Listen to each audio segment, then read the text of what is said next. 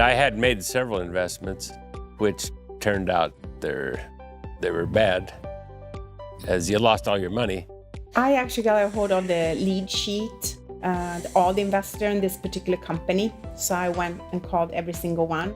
Anna called me up and she told me about this bad investment and to be aware of that there's bad actors out there and not to do that. From then on, I started, if I would receive a phone call, I would gather the information, then I would relay it on to Anna.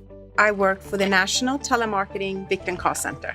I would best describe us as a reverse boiler room. We work on lead sheets that were either confiscated from a boiler room or sheets that we have received from various sources. And we actually cold call consumer off this list and warn them about various scams.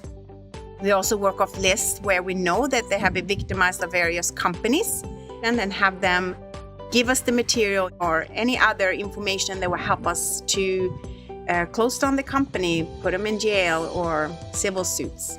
We started working with the National Telemarketing Victim Call Center even before we started funding the activities that they're engaging in. When the foundation first set out to embark on protecting investors, we went out into the field ourselves and started talking with the experts.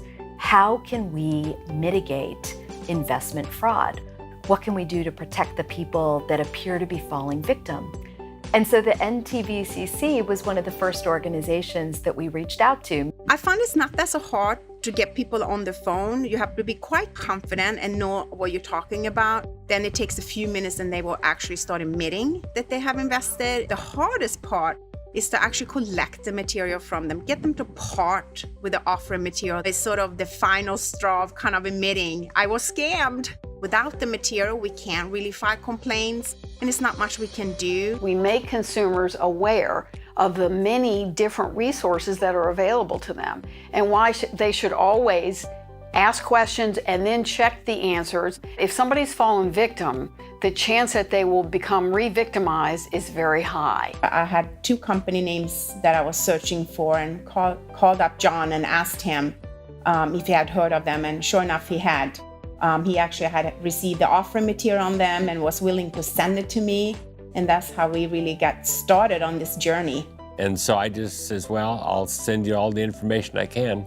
He was really good at keeping a conversation with these guys to collect the subscription agreement, business cards of the people that are working in the boiler room, and maintaining a little bit of a relationship to get them to, release the material. They're mostly cold calls, and so then I'll just try to gain their confidence. They usually mail you or FedEx you a package which has all the elements in there that you're looking for. There's one guy the other day, he had some 1.5 ounce Canadian commemorative coins, and he was absolutely sure I was going to buy them, but I kept him on the phone for 58 minutes. Hello? And then when I didn't go along with his program, then he got upset and slammed the phone down. But it's not very nice, but they're not very nice people either, We couldn't do it without John. He's definitely the forefront and the eyes and ears out there. It makes me feel good because there's a lot of opportunists in the country nowadays. And as the people, are looking to get a return on their investment, it makes you feel good trying to curb some of these shady characters.